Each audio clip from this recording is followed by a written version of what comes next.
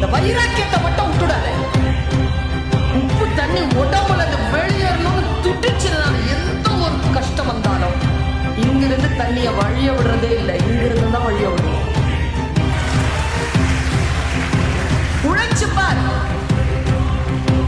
யாரெல்லாம் உன்னை தோற்கடிக்க வேண்டும் என்று நினைக்கிறார்களோ அவர்களை தோற்கடிக்க வேண்டும் என்றால் அவர்களுக்கு முன்னால் நீ ஜெயித்து காட்டுவது ஒன்றே வழி.